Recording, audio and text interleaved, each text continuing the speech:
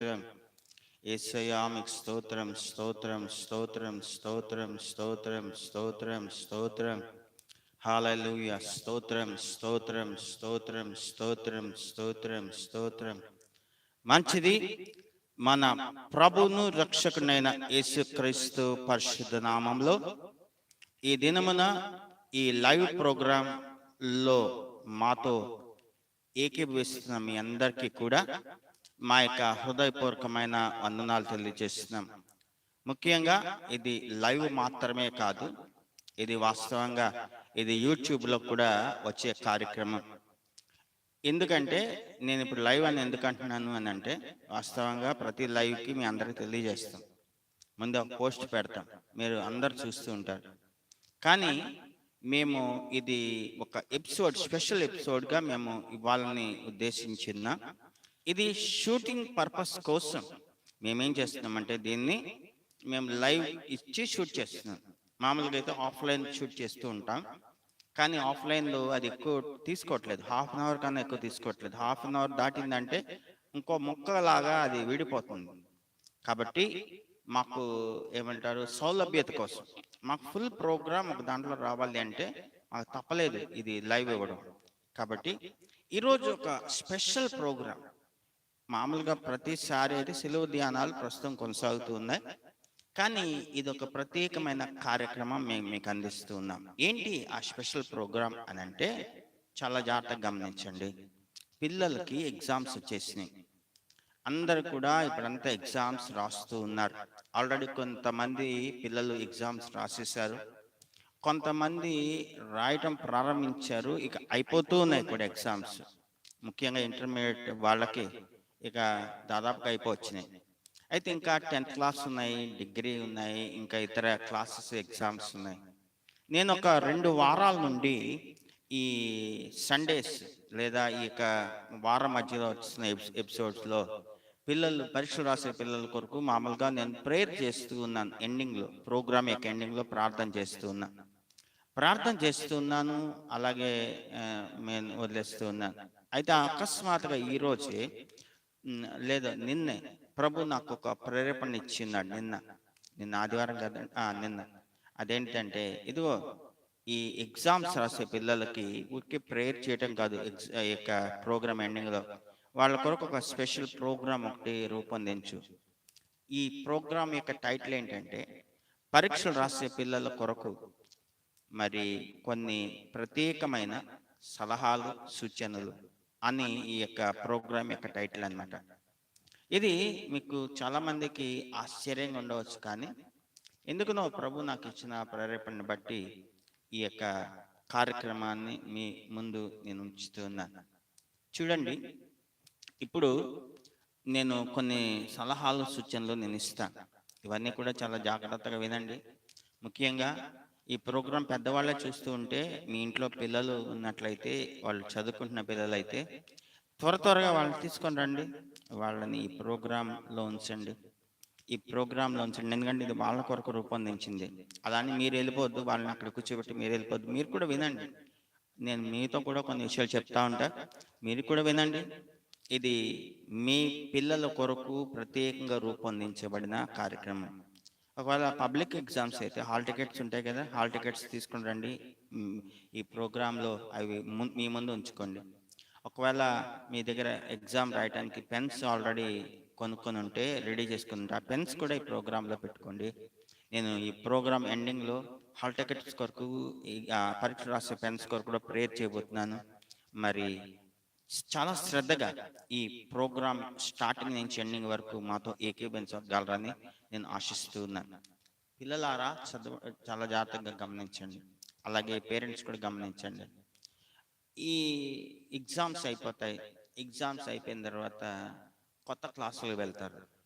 అయితే నేను చెప్పే మొట్టమొదటి సలహా, సూచన ఏంటంటే, ఇప్పుడు కొత్త క్లాసులకు వెళ్ళటం స్టార్ట్ చేసిన దగ్గర నుంచి పిల్లలు ఏం చేయాలంటే, ప్రతిరోజు ఉదయాన్నే లేచి, బాగా పెందలకడ లేచి, ఎర్లీ ఇన్ ద మార్నింగ్ అంటే బాగా చీకటితో, అంటే 7ంటికి 8ంటికి కాదండి, 4 గంటలకి లేదా 5 గంటలకు మ్యాక్సిమం లేచి ఫస్ట్ వాళ్ళు చేయవలసింది ఏంటిదంటే బైబిల్ చదవాలి. ఒక అధ్యాయమో 2 అధ్యాయాలు వాళ్ళు పాఠాలు చదివినట్టుగా గడగడ కంఠస్థం చేయటం కాదు, అర్థం చేసుకుంటా ఒక అధ్యాయం 2 అధ్యాయాలు చదవాలి. చదివిన తర్వాత చిన్న ప్రార్థన చేసుకొని అప్పుడు వాళ్ళు వాళ్ళ యొక్క పాఠాలు చదువుకుంటాం ప్రారంభించాలి. ఇది స్కూల్ ఇయర్ స్టార్టింగ్ నుంచి ఒక అలవాటుగా ఉండడం చాలా మంచిది. ఎందుకు నేను ఈ మాటలు చెప్తున్నాను అని అంటే, దేవుని వాక్యంలో రాయబడుతుంది, సొలొమోను సామెతల గ్రంథం రాస్తున్నాడు, యెహోవా యందలి భయభక్తులు కలిగి ఉండుట జ్ఞానమునకు మూలము అని రాస్తాడు. చూడండి, అపోస్తలైన పౌలు తన పత్రికలు రాస్తాడు, బుద్ధి జ్ఞానము సర్వ సంపదలు ఆయన యందే గుప్తములైనవి అని రాస్తాడు. అలాగే యాకోబు రాస్తాడు, మీలో ఎవరికైనా జ్ఞానం కొద్దుగా ఉన్న ఎడ్ల అది వాడు అడగవలెను, అది అతనికి అనుగ్రహించబడును. ఈ 3 మాటలు వాక్యంలో ఉన్నాయి. మనం తీసుకొని చూస్తే జ్ఞానం అనేది దేవుని దగ్గర నుంచి రావాలి. Wisdom comes from the lord. కాబట్టి పిల్లలారా చాలా జాగ్రత్తగా గమనించండి. మీకు జ్ఞానం కావాలంటే దేవుని అడగండి. దేవునికి ప్రతిరోజు మీరు మొదటి స్థానం ఇవ్వాలి. మీరు ఆ యొక్క ప్రార్థనతో, వాక్యం చదవడంతో మీరు ఆ రోజు ప్రారంభించి మీరు మీ పాఠాలు చదువుకొని మీ స్కూల్కి లేదా కాలేజెస్కి వెళ్తే అక్కడ చెప్పేవన్నీ కూడా చక్కగా అర్థమయ్యేటట్లుగా ప్రభు మంచి కృపనిస్తాడు, మంచి మనసునిస్తాడు. తర్వాత మీరు అక్కడికి వెళ్ళిన తర్వాత మరి టీచర్ పాఠం చెప్తున్నప్పుడు ఏకాగ్రతతో శ్రద్ధతో వినండి. అటు ఇటు వాళ్ళని వెళ్ళి చూసి వాళ్ళతో వెళ్తా మాట్లాడతా అల్లరి చిల్లరగా అల్లరి చేస్తా చేయదు. ఎందుకంటే అవి మీకు తెలియని విషయాలు, తెలియని సంగతి, క్రొత్త విషయాలు మీకు వాళ్ళు నేర్పిస్తున్నారు కాబట్టి టీచర్స్ అవన్నీ కూడా చాలా జాగ్రత్తగా మీరు వినండి, నేర్చుకోండి. అదే తర్వాత ఇంకో విషయం ఏంటిదంటే, ఇంకో మంచి అలవాటు ఏంటంటే, స్కూల్ నుంచి వచ్చిన తర్వాత ఏ రోజు చెప్పిన పాఠం ఆ రోజు మీరు చదువుకుంటే మంచిది, ఎలాంటి ఇబ్బంది ఉండదు. మీరు స్కూల్కి వెళ్ళారు లేదా కాలేజ్కి వెళ్ళారు, అక్కడ చెప్పినవన్నీ విన్నారు, నోట్స్ ఇచ్చారు, రాసుకున్నారు, వచ్చారు. ఏ రోజు పాఠాలు ఒక సబ్జెక్ట్ కాదుగా, చాలా ఉన్నాయిగా subjects, Telugu, English, Hindi, maths, science, social, ఇవన్నీ కూడా ఏ రోజు చెప్పిన పాఠాలు ఆ రోజు మీరు అప్ టు డేట్గా చదువుకోండి, తిరిగి రివైజ్ చేసుకోండి. విన్నాం సాల్లే అని అనుకోబాకండి, విన్నాది తిరిగి బ్రషప్ చేయండి, చదువుకోండి. కానీ చాలా మంది చేసే ఒక పిచ్చి పొరపాటు ఏంటంటే, పెద్ద పొరపాటు ఏంటంటే, పిల్లలు స్కూల్ నుంచి వస్తారు, వీళ్ళకి బ్యాగ్స్ అక్కడ పడేస్తారు, యూనిఫామ్ అక్కడ ఇసరగొట్టేస్తారు, అంటే బెల్ట్, టై, షూస్, సాక్స్ అన్ని ఇసరగొట్టేస్తారు. చెప్పులు వేసుకొని కొంతమంది యూనిఫామ్తోనే పరిగెత్తుకొని వెళ్ళిపోతారు ఆడుకోవడానికి. ఆడతారు ఆడతారు ఆడతారు, చాలాసేపు ఆడి చీకటి పడే వరకు ఆడి అప్పుడు వస్తారు, బాగా అలసిపోతారు, ఆకలేస్తూ ఉంటుంది, గబగబా స్నానం చేసేస్తారు. ఇక ఆకలేస్తుంది అంటే తల్లిదండ్రులు పాపం ప్రేమతో వాళ్ళకి మంచిగా భోజనం పెట్టేస్తారు. ఇక తినేసి చదువుకుండా కూర్చుంటారు. చదువుకుండా కూర్చున్నప్పుడు వాళ్ళు శరీరం అంతా అలసిపోయింది కాబట్టి వాళ్ళకి నిద్ర వస్తుంది, అంతకన్నా ఇంకేం రాదు. వాళ్ళకి బాగా గాఢమైన నిద్ర వస్తూ ఉంటుంది.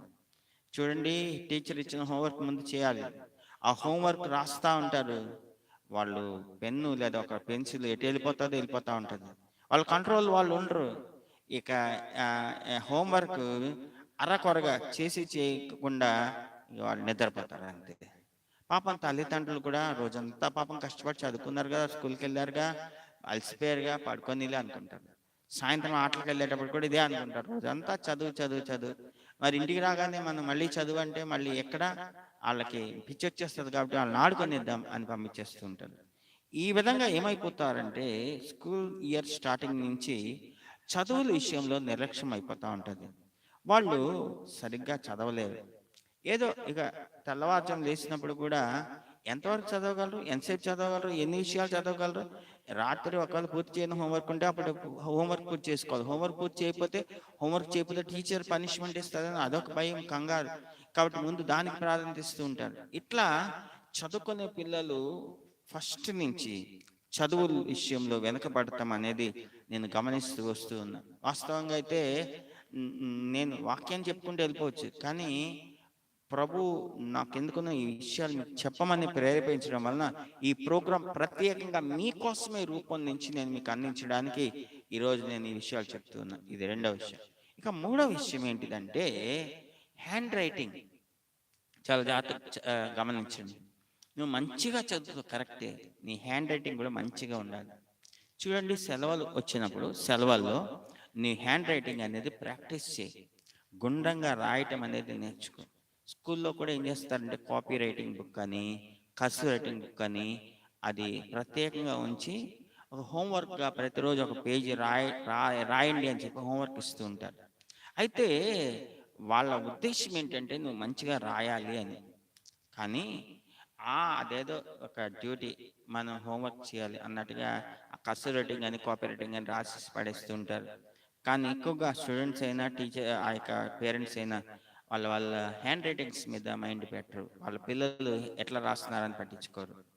అదే దెబ్బ కొడుతుంది. వాళ్ళ ఎగ్జామ్స్లో దెబ్బ కొట్టేది అదే. ఎంత బాగా చదివేవాడైనా హ్యాండ్ రైటింగ్ సరిగా లేకపోతే ఇక ఆ యొక్క క్వశ్చన్ ఆన్సర్ పేపర్ దిద్దే టీచర్కి విసుకొచ్చేస్తుంది. నువ్వు ఆన్సర్ కరెక్ట్గా రాసు, కానీ నీ హ్యాండ్ రైటింగ్ సరిగా లేకపోవడం వలన నువ్వేమి రాసే వాళ్ళకి అర్థం కాక దాన్ని కొట్టివేస్తూ ఉంటారు. ఎందుకు అంత బాధపడటం? దానికన్నా ముందే నీ హ్యాండ్ రైటింగ్ చక్కగా మంచిగా గుండ్రంగా రాసేటట్టుగా ప్రాక్టీస్ చేసుకుంటే మంచిది కదా. చూడండి, నువ్వు ఎంత నీట్గా రాస్తావో నీ హ్యాండ్ రైటింగ్, అంతగా నీకు టీచర్ ఆ పేపర్స్ దిద్దేవాళ్ళు ఇంప్రెస్ అయ్యి, అంటే నీ యందు సంతోషించి చక్కగా ఫుల్ మార్క్స్ చేయడానికి అవకాశాలు ఎక్కువగా మెరుగ్గా ఉంటాయి. కాబట్టి నీ హ్యాండ్ రైటింగ్ చక్కగా ఇంప్రూవ్ చేసుకో. ఇక నాలుగో విషయం ఏంటిదంటే కాలేజెస్లో, స్కూల్స్లో, మరి కోచింగ్ సెంటర్స్లో, ఇంకెక్కడైనా కానీ చదువుకునే స్థలాల్లో చిన్న చిన్న టెస్టులు పెడుతూ ఉంటారు. వాటిని ఏమంటారు? అసైన్మెంట్స్ అంటారు, లేదా యూనిట్ టెస్టులు అంటారు, లేదా వీక్లీ టెస్టులు అంటారు, లేదా ఇంకా ఏ పేరైనా పెట్టని. ఆ టెస్టులు పెడుతున్నప్పుడు చాలా మంది అవి చిన్నయే కదా అని చాలా నిర్లక్ష్యం చేస్తూ ఉంటారు. అవి ఎగరగొట్టేస్తూ ఉంటారు. వాటి మీద శ్రద్ధ పెట్టరు. ఏమైందిలే, అది రాస్తే ఏంటి, రాయకపోతే ఏంటి అని కొంతమంది, అట్లా మార్కులు వస్తే ఏంటి, మార్కులు లేకపోతే రాకపోతే ఏంటి అని కొంతమంది అట్లా చేస్తూ ఉంటారు. గుర్తుపెట్టుకో, అవి చక్కగా వాటి మీద శ్రద్ధ పెట్టి అవి రాయాలి. ఎందుకంటే అవి రాయటం వలన నువ్వు పరీక్ష ఎలా రాయాలి అనేది నీకు ఒక ప్రాక్టీస్, అంటే నీకు ఒక అలవాటు అనేది కలుగజేస్తే ఆ చిన్న చిన్న టెస్ట్లే. అవి మనం గుర్తుపెట్టుకోవాలి. అవేమి మనం రాయకుండా, వాటికి ఏం అలవాటు లేకుండా పెద్ద పరీక్షలు రాసేయాలని తాపత్రయపడటం అనేది చాలా చాలా తప్పు అని మనం తెలుసుకోవాలి. అవన్నీ కూడా నీ జ్ఞానాన్ని టెస్ట్ చేసేయి. నువ్వు కష్టపడ్డావు, నువ్వు ఎంతవరకు ప్రయాసపడ్డావు, నీ ప్రయాసకు తగిన ఫలితం ఏంటి అని నిర్ణయించేది అవే. కాబట్టి తల్లిదండ్రులారా, ఈ విషయంలో మీరు చాలా శ్రద్ధ తీసుకోండి మీ పిల్లల విషయంలో. ఇది నాలుగవ విషయం. ఇక ఐదవది మనం కానీ చూసినట్లయితే, కొంతమందికి ఒక చెడ్డ అలవాటు ఉంటుంది. ఎగ్జామ్ టైంలో నైట్ అవుట్స్ చేస్తూ ఉంటారు. ఇది చాలా చాలా దరిద్రపు అలవాటు, చెడ్డ అలవాటు, లేదా దరిద్రపు అలవాటు అని చెప్పాలి. ఏ రోజు పాఠాలు ఆ రోజు చదువుకుంటే, మరి ఏ రోజు ఇది ఆ రోజు నువ్వు పూర్తి చేసుకుంటే వరకు నీకంతా ప్రయాసపడవలసిన అవసరం లేదు. చాలా మంది నైట్ అవుట్స్ చేసే కారణం ఇదేనండి. సంవత్సరం అంతా చదవరు, ఏ రోజు చెప్పిన పాఠం ఆ రోజు చదవరు. ఇక ఫైనల్ ఎగ్జామ్స్ వచ్చే అనేటప్పటికి కూర్చొని రాత్రంతా చదువుతూ ఉంటారు. చదువు టీవీలు పెట్టుకుంటారు, రకరకాల పెట్టుకుంటారు మెలకుగా ఉండటానికి, నిద్రపోకుండా చదువుతారు. కానీ దాని ఫలితం ఏంటో తెలుసా? నేను ఎగ్జామ్ బాగా రాసేస్తాను అనుకుంటావు, కానీ బాగా రాయవు. రాత్రి అంతా నిద్ర లేకుండా ఎగ్జామ్ హాల్కి వెళ్ళి, చాలామంది నాకు తెలిసిన వాళ్ళు చాలామంది ఆ ఎగ్జామ్ హాల్లో కూర్చొని నిద్రపోతూ ఉంటారు. అందుకోసమైనా నువ్వు నైట్ అవుట్ చేసింది? నువ్వు ఎగ్జామ్ హాల్కి వెళ్ళి ఎగ్జామ్ రాయకుండా నిద్రపోవడానికైనా నువ్వు నైట్ అవుట్ చేసింది? అవునండి. ఎంత నియంత్రించుకున్నా, ఎంత ఆపాలనుకున్నా నిద్ర వచ్చేస్తూ ఉంటుంది. ఎందుకంటే రాత్రి అంతా నిద్ర లేదు కాబట్టి, బాగా అలసిపోయావు కాబట్టి. అందులో ఆ ఎగ్జామ్ సెంటర్లో చక్కటి వాతావరణం, చల్లటి వాతావరణం కలిగజేస్తారు కాబట్టి నిద్ర వచ్చేస్తూ ఉంటుంది. రాయాలని ఉంటుంది ఎగ్జామ్, కానీ నిద్ర వలన రాయలేకపోతావు, విసుగొచ్చేస్తుంది. ఏదో ఒకటి రాసేసి ముందు వెళ్ళిపోయి ఇంటికి వెళ్ళిపోయి నిద్రపోదాం అన్న మైండ్ వచ్చేస్తుంది. ఇంకా అప్పుడు నువ్వు తప్పకుండా నువ్వు ఫెయిల్ అవ్వకుండా ఏమవుతావు? నీ ఎగ్జామ్ మంచిగా రాయగలను అనుకుంటున్నావా? రాయలేవు. ఇంకొక విషయం చెప్తాను, నైట్ అవుట్స్ చేయటం వల్ల ఇంకొకటి అదేంటంటే హెల్త్ పాడైపోతుంది. చూడండి, ఆరోగ్యం పాడైపోతుంది. నైట్ అవుట్స్ చేయటం వలన నీకు జరిగే ఇంకో గొప్ప నష్టం ఏంటంటే ఆరోగ్యం పాడైపోతుంది. నీ ఆరోగ్యం నీ చేతులారా నువ్వే పాడు చేసుకుంటున్నావు నైట్ అవుట్ చేయటం వలన. ఇది ఒక ఫ్యాషన్ అయిపోయిందండి. వాళ్ళు నైట్ అవుట్ చేస్తున్నారు, వీళ్ళు నైట్ అవుట్ చేస్తున్నారు, నేను కూడా నైట్ అవుట్ చేయాలి. నైట్ అవుట్స్ లో పోటీలు పడుతూ ఉన్నారు. చాలా తప్పు, చాలా జాగ్రత్త. ఆరోగ్యం జాగ్రత్తగా కాపాడుకునేటానికి తగినంత ఆహారం తీసుకోవాలి ఎగ్జామ్స్ టైంలో. అలాగే తగినంత విశ్రాంతి తీసుకోవాలి. రెండు బ్యాలెన్స్గా ఉండాలి. సరిపోయినంత ఆహారం, సరిపోయినంత విశ్రాంతి. ఏది ఎక్కువ అవ్వకూడదు, ఏది తక్కువ అవ్వకూడదు. ఆ విధంగా ఉంటే నువ్వు ఎగ్జామ్స్ చక్కగా మంచి ఆరోగ్యంతో చక్కగా రాయగలవు. ఈ విషయాన్ని గుర్తుపెట్టుకో. ఇది 6వ విషయం. ఇక 7వ విషయం మనం చూసినట్లయితే చూడండి, హాల్ టికెట్స్ ఉంటాయి కొన్ని ఎగ్జామ్స్కి. ఆ హాల్ టికెట్స్ని ఏం చేయాలంటే కనీసం ఒక 2 కాపీస్ జెరాక్స్ చేసి మన దగ్గర పెట్టుకుంటే మంచిది. ఎందుకు అంటే కొన్నిసార్లు హాల్ టికెట్స్ పోగొట్టుకుంటూ ఉంటారు పిల్లలు. ఇంకో స్టూడెంట్స్ మీరే పోగొట్టుకుంటూ ఉంటారు. కాబట్టి హాల్ టికెట్ పోయిందనుకోండి, నీకు ఎగ్జామ్ అంతా పోయినట్టే. కాబట్టి నువ్వు దాన్ని జెరాక్స్ చేసి లేదా కలర్ జెరాక్స్ చేసి పెట్టుకుంటే నీకు ధైర్యం. అదేంటిదంటే నీ దగ్గర హాల్ టికెట్ ఉంది. ఎప్పుడు కూడా ఎగ్జామ్కి వెళ్ళేటప్పుడు హాల్ టికెట్ తీసుకెళ్ళటం మర్చిపోవద్దు. చాలా మంది హడావుడిలో ఇక హాల్ టికెట్ తీసుకెళ్ళడం మర్చిపోతూ ఉంటారు. అన్నీ పెట్టుకుంటారు, కానీ హాల్ టికెట్ మాత్రం మర్చిపోయి వెళ్ళిపోతారు ఎగ్జామ్కి. హాల్ టికెట్ తీసుకెళ్ళకుండా వెళ్ళామనుకో, నీ ఇది ఏ రూమ్లో వచ్చింది నీ నంబర్ అనేది నువ్వు చూసుకోలేవు. కొంతమందికి ఒక చెడ్డ అలవాటు ఉంది. అదేంటంటే ప్రతిరోజు అదే రూమ్ ఉంటారులే అని. కానీ అట్లా కాదు. కొన్నిసార్లు ఎగ్జామ్ సెంటర్ వాళ్ళకి కొన్ని ప్రాబ్లమ్స్ ఉండి కొన్నిసార్లు ఎగ్జామ్ హాల్స్ మారుస్తుంటారు, రూమ్స్ మారుస్తుంటారు. ఒక ఎగ్జామ్ ఈ రూమ్లో రాస్తే ఇంకో ఎగ్జామ్ ఆ రూమ్లో రాయాల్సి వస్తుంది. మరి నీ దగ్గర హాల్ టికెట్ లేదు, నీకు నంబర్ తెలియదు, మరి ఎట్లా? కొంతమంది అయితే కొన్ని ఎగ్జామ్స్లో అయితే అసలు హాల్ టికెట్ లేకపోతే ఎగ్జామ్లోకే రానివ్వరు. ఒకవేళ ఎట్లా గట్ల నువ్వు హాల్లోకి వెళ్ళినా ఈ హాల్ టికెట్స్ చెక్ చేస్తారు. ఎవరి దగ్గర హాల్ టికెట్ లేదో వాళ్ళని బయటకు పంపించేస్తుంటారు. కాబట్టి హాల్ టికెట్ మాత్రం మర్చిపోకుండా తీసుకెళ్ళాలి. ఇంకొక విషయం, 8వ విషయం ఏంటంటే కనీసం నీ దగ్గర 2 పెన్నులు నువ్వు తీసుకొని వెళ్ళాలి. కొత్త పెన్నులు కొనుక్కొని తీసుకెళ్ళని చెప్పను. కారణం ఏంటి అంటే కొత్త అయినా నువ్వు రాసే 2 పెన్స్ మ్యాక్సిమం కొత్త అయితేనే మంచిది. అయితే ఆ కొత్త పెన్స్ నువ్వేం చేయాలంటే ఒక్కొక్క పెన్ కనీసం ఒక్కొక్క పేజ్ వరకు రాయి. ఏం రాయాలండి పాస్టర్ గారు అంటే నీ పేరే రాసుకో. పేజ్ మొత్తం, పేజ్ నిండా నీ పేర్లే రాసి పెట్టుకో, లేదంటే ప్రైజ్ లోడ్ అని రాసుకో. అట్లా ఎందుకంటే రాయమంటున్నాను, కొత్త పెన్ ఎప్పుడు కూడా స్టార్ట్ చేయాలి. స్టార్ట్ చేస్తే ఇంక్ ఫ్లో అవుతాం స్టార్ట్ అవుతుంది. అట్లా ఇంక్ ఫ్లో అవుతున్నది రాస్తేనే అది కంటిన్యూషన్ వస్తుంది. చాలామంది ఏంటంటే ఎగ్జామ్లో ఓపెన్ చేద్దాం, చక్కగా వెళ్ళి సీల్ తీసి ఎగ్జామ్ రాద్దాం అనుకుంటారు. అయితే అవి కానీ ఓల్డ్ స్టాక్ అయితే ఆ పెన్ను యొక్క ఏమంటారు ఆ యొక్క నిబ్లో ఏదైనా ఫాల్ట్ ఉన్నా, లేకుండా ఇంకులో ఏదైనా ఫాల్ట్ ఉన్నా, పరీక్షల్లో స్టార్ట్ చేస్తే రాయకపోతే నిజంగా ఎంత బాధ అయిపోతుందో. కాబట్టి 2 పెన్స్ ఉండాలి. ఒక్కొక్క పెన్తో కనీసం ఒక పేజీ రాసి ఉంటే ఆ ఫ్లో అనేది రెగ్యులర్గా వస్తూ ఉంటుంది ఇంక్. ఇంకో విషయం, ఇంకో ముఖ్యమైన విషయం, నీ దగ్గర 2 పెన్స్ ఉన్నాయని ఎవరికి తెలియకూడదు. ఎందుకు తెలియకూడదంట అంటే కొంతమంది చాలా ధీమాగా ఒక పెన్ తెచ్చుకుంటారు. ఆ పెన్ రాయలేదు అనుకోండి, నీ దగ్గర 2 పెన్స్ ఉన్నాయి అని నువ్వు దాబుకుంటే నిన్ను అడుగుతారు ఒక పెన్.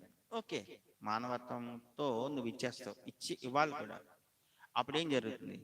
నువ్వు రాసే పెన్నులో ఇంక్ అయిపోయింది అనుకోండి, నువ్వు రాస్తూ ఉన్న ఎగ్జామ్స్ ఆ పెన్లో ఇంక్ అయిపోయింది, ఎగ్జామ్ మధ్యలో అయిపోయింది ఇంక్. అప్పుడు ఏం చేస్తావు? నీ పెన్ ఆల్రెడీ వేరే వాళ్ళకి ఇచ్చావు కదా, ఏం చేస్తావు? ఇక నువ్వు ఎగ్జామ్ రాయలేవు.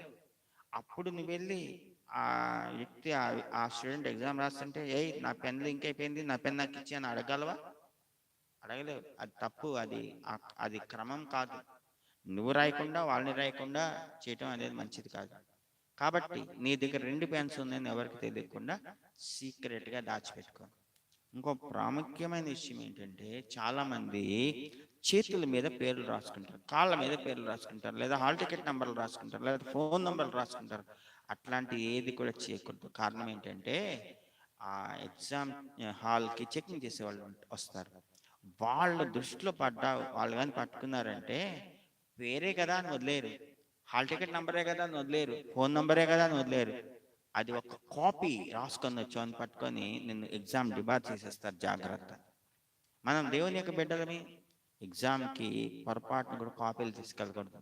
కొంతమంది చేతుల మీద కాళ్ళ మీద ఎంత రాస్తావు, 100 మార్కులు ఎగ్జామ్ అది. ఆ 100 మార్కులకి ఎన్ని క్వశ్చన్స్ ఇస్తాడు, ఒక్కొక్క క్వశ్చన్కి ఎంత ఆన్సర్ రాయాలో నీకు తెలుసా? నువ్వు అలా రాసుకొని ఎంత రాసుకొని వెళ్ళి ఎంత నువ్వు రాయగలవు? అది చాలా తప్పది. దేవుని యొక్క బిడ్డలు అలా చేయకూడదు. కాబట్టి నువ్వు సంవత్సరం అంతా కష్టపడ్డా, నీ కష్టానికి తగిన ప్రతిఫలం ప్రభు తప్పకుండా ఇస్తాడు. నీకు అట్లాంటి పిచ్చి పనులు చేయవలసిన అవసరం లేదు, చేయొద్దు. అలాగే 9వ పాయింట్ ఏంటంటే మంచినీళ్ళు అనేది తీసుకెళ్ళి. కొంతమందికి వేరే వేరే వాటర్ తాగితే వెంటనే వెంటనే ఎఫెక్ట్ వస్తుంది, హెల్త్ పాడైపోతూ ఉంటుంది. కాబట్టి రిస్క్ చేయొద్దు. నీ వాటర్ నువ్వు తీసుకెళ్ళు. ఒకవేళ నీ దగ్గర బాటిల్ పెట్టుకోకుండా బయట పెట్టమంటే పెట్టు, నీ దాహమైనప్పుడు ఆ బాటిల్లో నీళ్ళు తాగు. ఆ విధంగా హెల్త్ విషయంలో, ఆ మంచినీళ్ళ విషయంలో చాలా జాగ్రత్తగా నువ్వు ఉండు. ఇంకొకటి 10వ విషయం చూడండి, ఎగ్జామ్ హాల్కి కనీసం హాఫ్ అన్ అవర్ ముందు ఎగ్జామ్ హాల్లో ఉండాలి. హాఫ్ అన్ అవర్ ముందు బయలుదేరు అన్నట్ల, అరగంట ముందు కరెక్ట్గా నువ్వు ఎగ్జామ్ హాల్ దగ్గర ఉన్నావంటే ఇంకా అరగంట ఉండాలి ఎగ్జామ్ రాయడానికి టైం, ఇంకా ఎగ్జామ్ స్టార్ట్ అవ్వడానికి టైం. అది నువ్వు తెలుసుకో.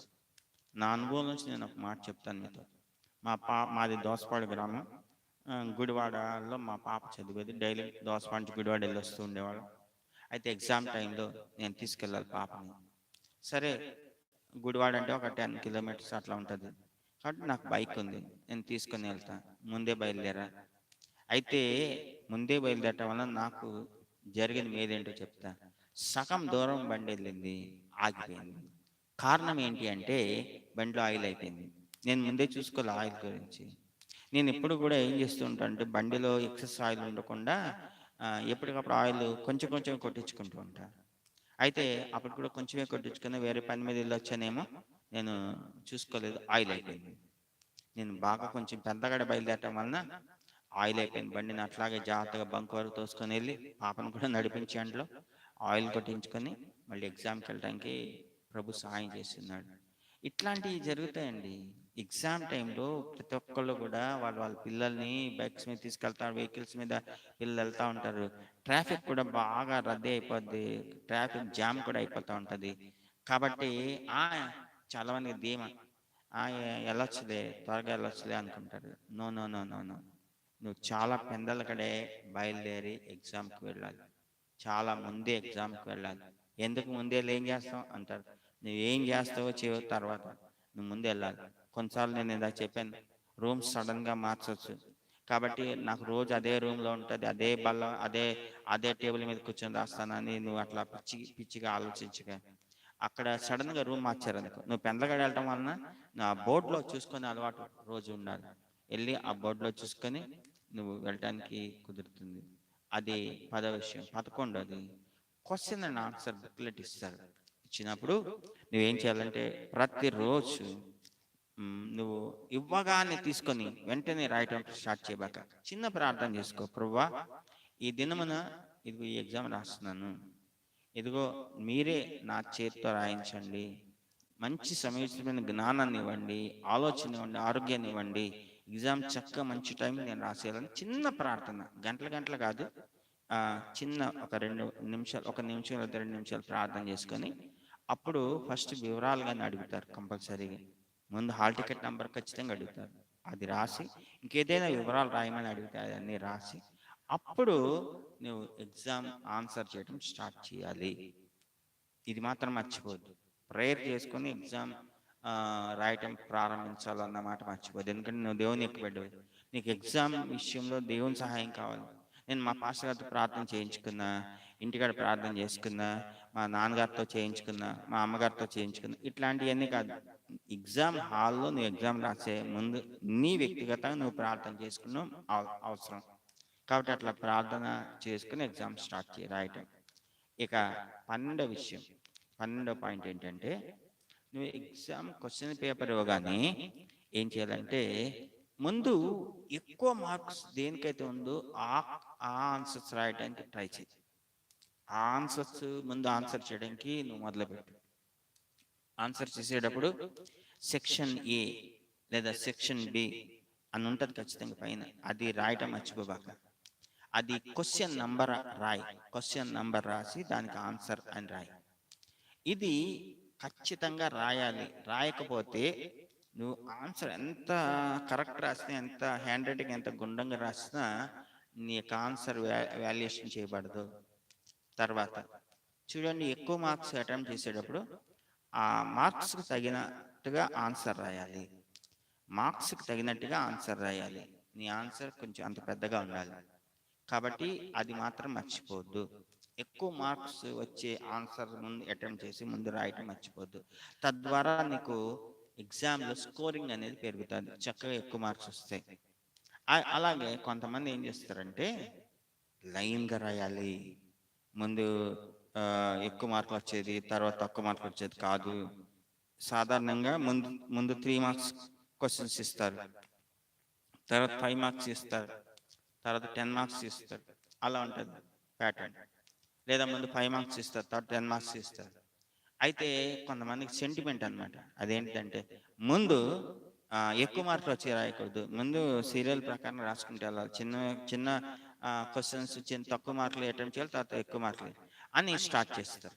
కానీ అక్కడ చేసే పొరపాటు ఏంటంటే, పాపం మనోళ్ళకి ఆ మార్క్స్కి తగినట్టుగా రాయటం రాదు.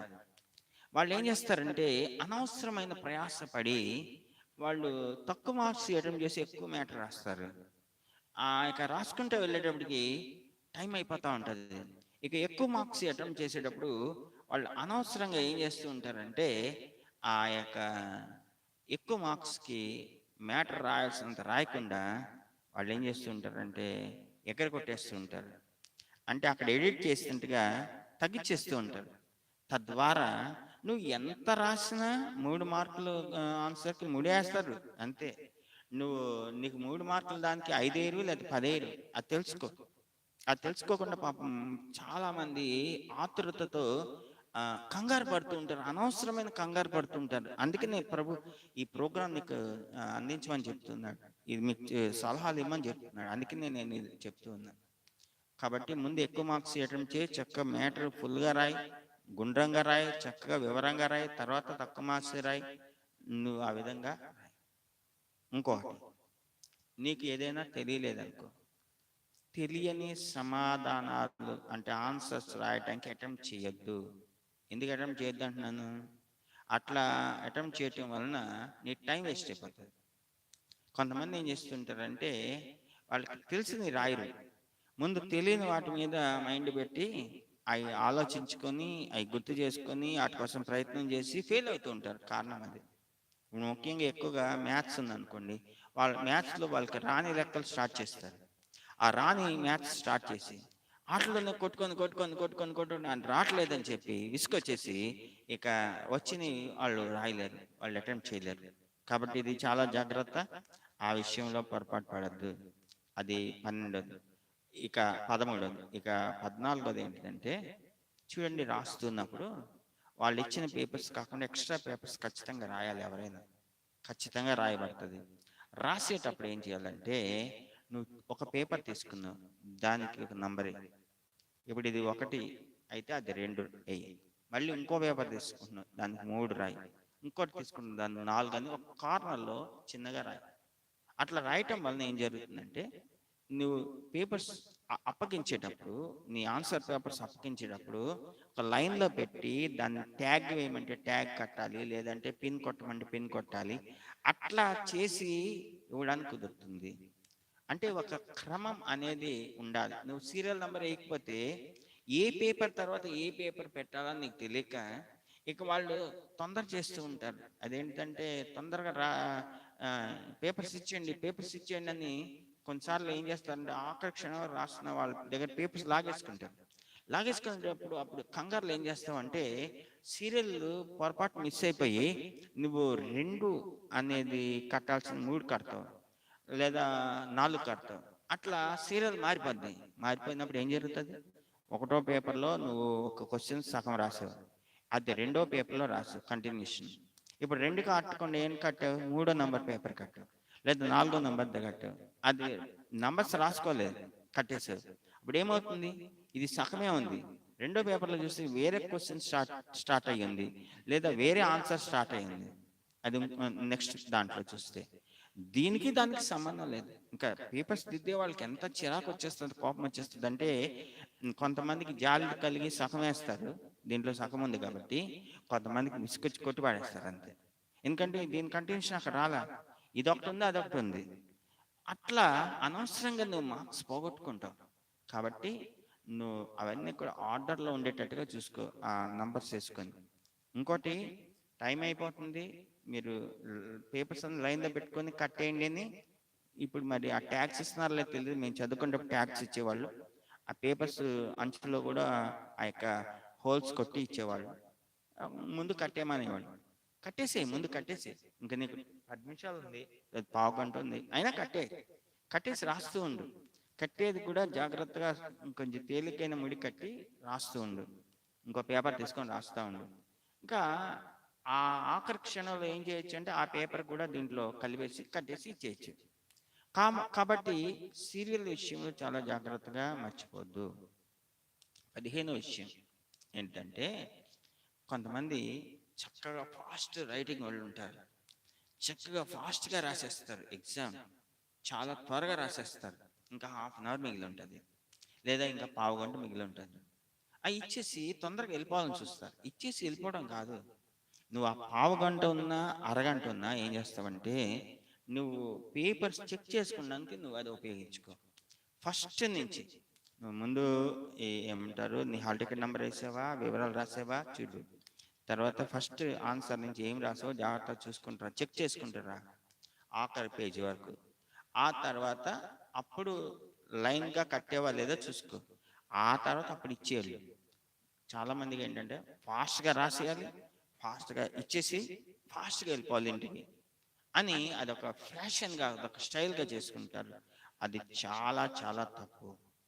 చూడండి, దేవుడు నీకు టైం ఇచ్చింది, ఉపయోగించు. కొంతమంది అట్లా చేయకుండా ఫాస్ట్గా వెళ్ళిపోతారు. అయ్యో, పెద్ద పొరపాటు జరిగిపోయింది, నేను ఆ ఎక్స్ట్రా షీట్స్ కట్టేటప్పుడు పొరపాటున తప్పు కట్టాను. ఇంటికి వెళ్ళిన తర్వాత నువ్వు నెత్తినవారు బాదుకుంటే లాభం ఏంటి? ఇంటి వరకు ఎందుకు? నువ్వు పేపర్ ఇచ్చేసి ఆ హాల్ నుంచి నువ్వు హాల్ యొక్క గడప దాటావంటే చాలు, నీ పేపర్ మళ్ళీ తిరిగి నీకు ఇవ్వరు. అది తెలుసు, గుర్తుపెట్టుకో. నువ్వు ఇంటి వరకు వెళ్ళక్కర్లా, హాల్ నుంచి బయటకు అడుగు పెట్టావంటే మళ్ళీ లోపలికి అడుగు పెట్టి మళ్ళీ పేపర్ ఇవ్వండి, నేను పొరపాటున తప్పు కట్టంటే ఎవరెవరు. ఇది మాత్రం మర్చిపోదు. 16వ విషయం అదేంటంటే, ఒక చెడ్డ అలవాటు ఉంటుందండి చాలా మందికి. అదేంటంటే, ఎగ్జామ్ అయిపోయిన తర్వాత ఫ్రెండ్స్ అందరితో కలిసి ఆ క్వశ్చన్కి ఏం ఆన్సర్ రాసా, ఈ బిట్కి ఈ fill in the blanks bit ఏం పెట్టావు అని వాళ్ళు రివ్యూ చేసుకుంటూ ఉంటారు. అంటే తిరిగి ఏమేమి రాసావు, నువ్వేం రాసావు, నేనేం రాశానని చర్చించుకుంటూ ఉంటారు. ఇది చాలా చాలా తప్పు.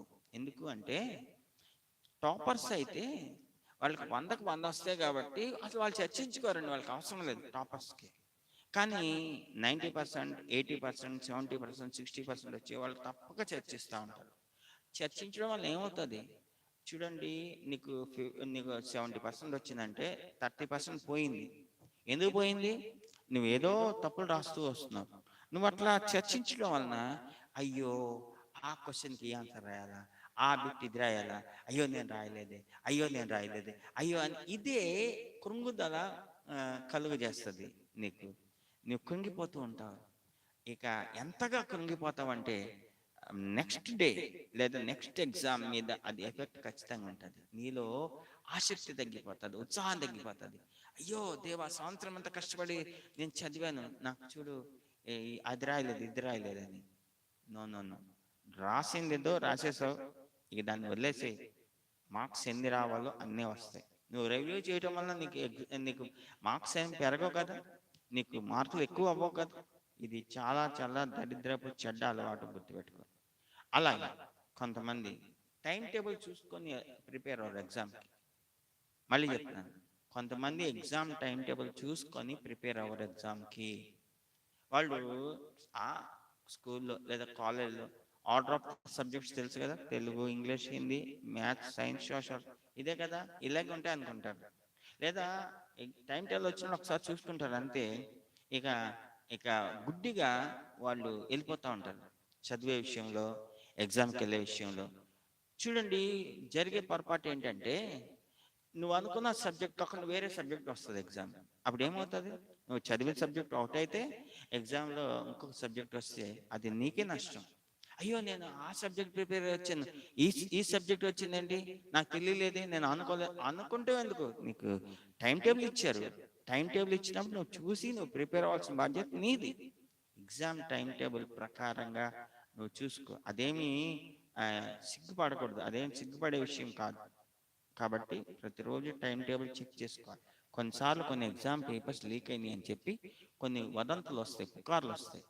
కొంతమంది ఎగ్జామ్ పేపర్స్ తీసుకొని వచ్చి, ఇదే అంటే ఎగ్జామ్కి వచ్చేది, మాకు సీక్రెట్గా వచ్చింది అని చెప్తారు. పాపం కొంతమంది పిల్లలు ఏం చేస్తారు, డబ్బులు పెట్టుకుంటారు, వందలు వేలు పెట్టుకుంటారు, అదే చదువుతారు, నీకు వేరే ఏం చదవరు. ఆ క్వశ్చన్స్ ఐఏఎస్ సిద్ధపడతారు. తీరా అక్కడికి వెళ్ళి చూస్తే అది అబద్ధం, అది మోసం, అది డూబు, అది ఒరిజినల్ పేపర్ కాదు. కొంతమంది కావాలని సొమ్ము చేసుకోవడానికి, అక్రమంగా వ్యాపారం చేయడానికి ఎగ్జామ్ టైంలో అట్లాంటి పుట్టిస్తారు. అలాంటి వాటి యొక్క మోసాల్లో నువ్వు పడద్దు, అట్లాంటి వాటి జోలికి నువ్వు వెళ్ళద్దు. నువ్వు చదువుకో, దేవుడు నీకు ఇచ్చిన జ్ఞానం చొప్పున నీకు వచ్చింది రాయి, రాంది ఏం చేయలేవు. కాబట్టి అట్లాంటి వదంతులు నమ్మి డూప్లికేట్ పేపర్స్ అన్ని తీసుకొని నువ్వు, అంతకైతే నీకు కావాలంటే నేను ఒక మంచి సలహా ఇస్తాను. పబ్లిక్ ఎగ్జామ్స్కి ప్రీవియస్ ఎగ్జామ్ పేపర్స్ అని ఉంటాయి. అంటే పోయిన సంవత్సరం ఎగ్జామ్కి వచ్చిన క్వశ్చన్ పేపర్, అంతకుముందు సంవత్సరంది, అట్లా పాత పేపర్స్ ఉంటాయి. అవి తెచ్చుకో, చదువుకో, అవి ప్రిపేర్ అవ్వు. అట్లా కొన్ని తప్పక రిపీట్ అవుతాయి క్వశ్చన్స్. నువ్వు అవి చూస్తూ ఉంటే ఒక సంవత్సరం ఇచ్చిన క్వశ్చన్స్ ఇంకో సంవత్సరం కూడా కొన్ని రిపీట్ అవుతాయి, లేదా 2 years బ్యాక్ ఇచ్చినవి రిపీట్ అవుతాయి. అట్లాంటివి వస్తే కట్టుకొని అదొక అలవాటుగా పెట్టుకో. మేము చదువుకున్నప్పుడు టెస్ట్ పేపర్స్ అని ఉండే, 5 పేపర్స్ ఇచ్చేవాళ్ళు, క్వశ్చన్ పేపర్స్, వాటికి ఆన్సర్స్ ఇచ్చేవాళ్ళు. అవి ప్రిపేర్ అయితే వాటిలో వస్తూ ఉండేవి. ఏదో మేము నామాత్రంగా పాస్ అవ్వాలి అంటే అవి చదువుకునేవాళ్ళు. కాబట్టి నువ్వు అలా చేయగాని వేరే విధంగా చేయదు.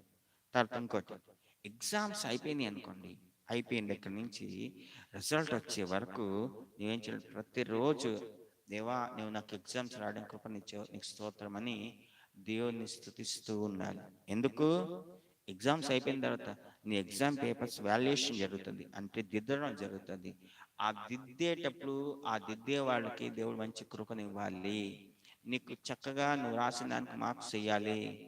దేవుడు నాకు సహాయం చేశాడు కాబట్టి నేను ఇంకేం ప్రార్థన చేయక్కర్లేదు, నాకు మంచి రిజల్ట్స్ వచ్చేస్తాయనే ధీమా మాత్రం నీకు ఉండద్దు. నువ్వు నీ రిజల్ట్ వచ్చే వరకు నువ్వు దేవుని స్తుతిస్తూ ఉండు, దేవునికి ప్రార్థన చేస్తూ ఉండు రిజల్ట్ వచ్చే వరకు. ఇది మాత్రం దినచర్యగా పెట్టుకో. ఇక 18వ విషయం ఏంటంటే, ఎగ్జామ్స్ రాస్తున్నప్పుడు నువ్వు టెన్షన్ పడకూడదు. వాళ్ళ డ్యూటీ కాబట్టి ఇన్విజిలేటర్స్ లేకపోతే ఎగ్జామ్ కండక్ట్ చేసేవాళ్ళు ప్రతి హాఫ్-అన్-అవర్కి బెల్ కొడతారు. లేదా ఆ ఇన్విజిలేషన్ చేసేవాళ్ళు అరగంట అయిపోయింది లేదా గంట అయిపోయింది అని చెప్తూ ఉంటారు. అది వాళ్ళ యొక్క రెస్పాన్సిబిలిటీ, వాళ్ళ బాధ్యతగా చెప్తారు. చెప్తున్నప్పుడు అమ్మో అరగంట అయిపోయిందంట, అమ్మో గంట అయిపోయిందంట, అమ్మో గంటన్నర అయిపోయిందంట, అమ్మో 2 గంటలు, నీకెందుకు టెన్షన్ ఎందుకు? నీ వాళ్ళ బాధ్యత ప్రకారం చెప్తూ ఉంటారు. నీ పద్ధతి ప్రకారంగా, నీ బాధ్యత ప్రకారంగా నువ్వు రాసుకుంటా వెళ్ళు, చక్కగా ఎగ్జామ్ రాసుకుంటూ వెళ్ళు. నువ్వు వాళ్ళ గురించి నువ్వు టెన్షన్ పడి నువ్వు అనవసరంగా ఎగ్జామ్ పోగొట్టుకోవద్దు, నువ్వు పోగొట్టుకోవద్దు. అది 19వ విషయం. ఇక 20వ విషయం, అనగా ఆఖరి విషయం, ఎగ్జామ్ రిజల్ట్స్ రాగానే ఆ ఎగ్జామ్ రిజల్ట్స్ విషయంలో చాలా మంది టెన్షన్ పడిపోతూ ఉంటారు. ఎందుకు టెన్షన్ పడతారు అని అంటే, స్కూల్లో 100కి 100 వచ్చే పిల్లోడు కాలేజ్లో 70% వచ్చే ఫస్ట్ క్లాస్ వచ్చే పిల్లోడు ఫెయిల్ అవుతూ ఉంటాడు. ఫెయిల్ అవగానే చూడండి, బాగా టెన్షన్ ఎక్కువైపోయి కొన్ని సంవత్సరాల నుంచి మీరు గమనిస్తూ ఉంటారు, పిల్లలు ఎగ్జామ్ రిజల్ట్ రాగానే కొంతమంది ఆత్మహత్యలు చేసుకొని చచ్చిపోయిన వాళ్ళు చాలా మంది ఉన్నారు. అవునండి. ఇదేంటి, ఇంత కష్టపడితే ఫెయిల్ అవడం ఏంటి, ఇంత కష్టపడితే ఎగ్జామ్ పాస్ అవ్వకపోవడం ఏంటని మా తల్లిదండ్రులు ఏమనుకుంటారు? వీళ్ళకి చాలా ఇన్సల్ట్గా, చాలా అవమానంగా ఫీల్ అయిపోయి ఆత్మహత్యలు చేసుకొని చచ్చిపోతున్నారు. అట్లా ఎందుకు చచ్చిపోతారు? చాలా కొంతమందికి అట్లా జరిగినప్పుడు ఏం చేసింది, ధైర్యంగా నిలబడి వెళ్ళి రీటాట్లింగ్కి వెళ్ళారు. రీటాట్లింగ్కి వెళ్ళినప్పుడు అక్కడ జరిగింది ఏంటి అంటే, ఆ పేపర్స్ దిద్దిన వాళ్ళు మంచిగానే దిద్దారు, కానీ టోటలింగ్ చేసే దగ్గర పొరపాటు జరిగి ఆ మార్క్స్ కరెక్ట్గా యాడ్ అవ్వాలి. అందుకనే వాళ్ళకి 0 వచ్చింది. లేదా అందుకే 100 మార్కులు 10 మార్కులు వచ్చినాయి, 20 వచ్చినాయి, 30 వచ్చినాయి అంతే. అంతకన్నా ఇంకేం లేదు. అది ఎప్పుడైతే వాళ్ళు రీటాట్లింగ్కి వెళ్ళారో అది వాళ్ళకి పేపర్స్ ఇచ్చారు, వాళ్ళు రాసిన పేపర్స్ వాళ్ళకి ఇచ్చారు. వాళ్ళ కళ్ళతో వాళ్ళు చూసుకున్నారు. చూసుకోవాలి, ఇస్తారు, చూసుకోవాలి. ఏ ఏ ఏ ఆన్సర్కి ఎన్ని మార్కులు వేస్తారు ఏంటి అని చూసుకొని, ఒకవేళ ఏదైనా తేడాలు ఉంటే వాళ్ళని అడగాలి. చూడండి, 10 మార్కుల క్వశ్చన్ 3 వేస్తే 3 మార్కుల క్వశ్చన్కి 1 వేస్తే అడగాలి, కనుక్కోవాలి, టోటలింగ్ చేసుకోవాలి. టోటలింగ్ చేసుకొని అప్పుడు తేల్చుకోవాలి. కానీ ఎగ్జామ్ రిజల్ట్ రాగానే టెన్షన్ పడిపోయి ఏదో ఒకటి చేసుకోవాలి అని అట్లాంటి పనులు చేయొద్దు, పిచ్చి పనులు చేయొద్దు. దేవుని యొక్క బిడ్డలు చాలా జాగ్రత్తగా ఉండండి. మీరు చాలా కేర్ఫుల్గా ఎగ్జామ్స్ రాయాలి. తల్లిదండ్రులు మీ పిల్లల్ని చక్కగా గైడ్ చేయండి ఎగ్జామ్స్ విషయంలో. ఈ విషయాలన్నీ కూడా 20 విషయాలు చెప్పాను, 20 పాయింట్స్ చెప్పాను. ఇవన్నీ కూడా ప్రభు మీకు బయలుపరచాలి, మీకు తెలియచేయాలి, మీకు సలహాలు సూచనలు ఇవ్వాలని ఇది ఒక ప్రత్యేకమైన ప్రోగ్రాం మీకు రూపొందించడానికి ప్రభు నాకు ప్రేరేపణ ఇవ్వడం వలన ఈ దినమున ఈ ప్రోగ్రాం మీకు అందిస్తూ ఉన్నాను. కాబట్టి మీరు ఇవన్నీ గుర్తుపెట్టుకోండి. మీ కొరకు నేను ప్రార్థన చేయబోతున్నాను. అందరూ కూడా తల్లోంచి కళ్ళు మూసుకోండి. మీ హాల్ టికెట్స్ అలాగే మీ పెన్స్ కూడా మీ దగ్గర పెట్టుకోమని నేను చెప్పి ఉన్నాను. వాటి మీద చేతులు పెట్టుకోండి, నేను కూడా ప్రార్థన చేస్తా. ప్రభువే ఆ హాల్ టికెట్స్ని ముడతాడు, ప్రభువే ఆ పెన్స్ని ముడతాడు, ప్రభువే మీ తలల మీద ఆయన చేతులు పెడతాడు. మీరు ఇది లైవ్లో చూస్తూ ఉండొచ్చు, లేదా యూట్యూబ్లో చూస్తూ ఉండొచ్చు. నేను వచ్చి మీ తల మీద చేయి పెట్టకపోవచ్చు, కానీ ప్రభు యొక్క హస్తం మీ మీద దిగిపోతుంది. ప్రభు మిమ్మల్ని బ్లెస్ చేయబోతున్నాడు. ప్రార్థన చేస్తాను. తండ్రి, ఈ దినమున ఎంతమంది పిల్లలైతే ఈ ప్రోగ్రాంలో ఏకీవిస్తూ ఉన్నారు, ఈ ప్రోగ్రాం చూస్తున్నారు, వాళ్ళందరినీ నీకు సమర్పిస్తున్నాం ప్రభువా. మీరు ఈ లోకంలో ఉన్నప్పుడు 40వ తారీఖు ఉన్నప్పుడు మీరు పిల్లల్ని నా ఎదుకు రానియండి, ఇలాంటి వాళ్ళదే దేవునికి రాజ్యమని ఆ పిల్లల్ని ఎత్తుకొని ముద్దు పెట్టుకొని కౌగులించుకొని వాళ్ళని ఆశీర్వదించాలని వాక్యం మేము చదువుతున్నాం. అవును ప్రభువా, వీళ్ళందరూ కూడా దేవా నీ ఎద్దకు వచ్చినారు, నీ కృపల హస్తాల కిందకు వచ్చినారు. వీళ్ళందరి మీద నీ చేతులు ఉంచండి, వీళ్ళందరినీ మీ చేతిలో ఉంచండి, వీళ్ళందరినీ ఆశీర్వదించండి. వీళ్ళు ఎగ్జామ్కి వెళ్తున్నారు, వీళ్ళకి మంచి ఆరోగ్యం దాచండి, సమీక్షించిన జ్ఞానాన్ని కృపను దాచండి. బిడ్డలు ప్రభావ మంచిగా ఎగ్జామ్స్ రాయాలి, వీళ్ళందరూ ఫస్ట్ క్లాస్ రిజల్ట్తో పాస్ అవ్వాలి. అపవాది యొక్క చూపించే బిడ్డల మీద పడకూడదు. ఎగ్జామ్ హాల్కి వెళ్ళేటప్పుడు నీ కాపుదల భద్రత బిడ్డలకు తోడు గురించి మీరు నడిపించండి ప్రభు. ఎగ్జామ్ రాసేటప్పుడు ఎలాంటి టెన్షన్కి గురి కాకూడదు. బిడ్డలు చక్కగా టైంకి ఎగ్జామ్ మంచిగా రాయాలి, ఎలాంటి ఇబ్బందులకు గురి కాకూడదు. ప్రభా మీకు స్తోత్రాలు. బిడ్డలతో మీరు ఎగ్జామ్ చక్కగా రాయించండి, గొప్ప రిజల్ట్స్ మేము చూడబోతున్నాం. మా బిడ్డలు మంచి భవిష్యత్తు బిడ్డలకు మీరు ఇవ్వబోతున్న స్తోత్రాలు, ఆశీర్వదించి దీవించిన స్తోత్రాలు చెల్లిస్తున్నాం. కృపలో మీరు బిడ్డలను జ్ఞాపకం చేసుకుని సహాయం చేసి సమస్త ఘనత మహిమ ప్రభావం మీరే పొందుకుంటాం. త్వరలోనే మంచి దేవా వార్తలు మేము వినబోతున్నాం, సహాయం చేయండి యేసు నామములో. ప్రభా ముఖ్యంగా హాల్ టికెట్స్ని అభిషేకించండి, పెన్స్ని అభిషేకించండి, బిడ్డలను అభిషేకించండి దేవా. అంతా కూడా నీ నా మహిమార్థం మీరు జరిగించండి. సమస్త ఘనత మహిమ ప్రభావములు మీరు పొందుకోమని యేసు నామంలో అడిగి పెట్టుకొని ప్రార్థిస్తున్నాం తండ్రి, ఆమేన్. మన తండ్రి అయిన దేవుని యొక్క ప్రేమ, కుమారుడైన యేసుక్రీస్తు కృప, పరిశుద్ధాత్మ యొక్క అన్యోన్య సహవాసము సమాధానం బిడ్డలకి దేవుని అక్కడ పర్యంతం సదాకాలం తోడేండి నడిపించును గాక. ఆమేన్. నా ప్రాణమై యెహోవాను సంధించుము, నా అంతరం సమస్తం ఆయన పరిశుద్ధనామమును సంధించుము. నా ప్రాణమై యెహోవాను సంధించుము, ఆయన చేసిన ఉపకారములలో దేనిని మరువకము. యేసు రక్తమే జయం, శిలువ రక్తమే జయం, క్రీస్తు నామం సంపూర్ణ విజయం, అపవాది క్రియలకనంత నాశనం, యేసు రక్తమే జయం. హల్లెలూయా, హల్లెలూయా, హల్లెలూయా. అందరికీ వందనాలు. దేవుని యొక్క కృప మీకు సమృద్ధిగా తోడై ఉండి నడిపించును గాక. Amen, amen, amen. Praise the lord, praise the lord, praise the lord, praise the lord. Amen.